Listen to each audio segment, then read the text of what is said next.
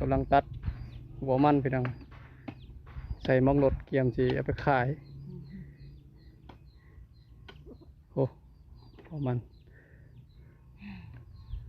จ้าก็เมื่อยละ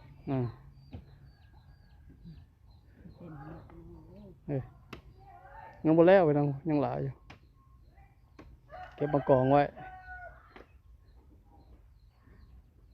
ยังบ่ทันออกไปคำก่อนยังอื่นมาแล้วขายตัดใส่หมองรถไปก่อน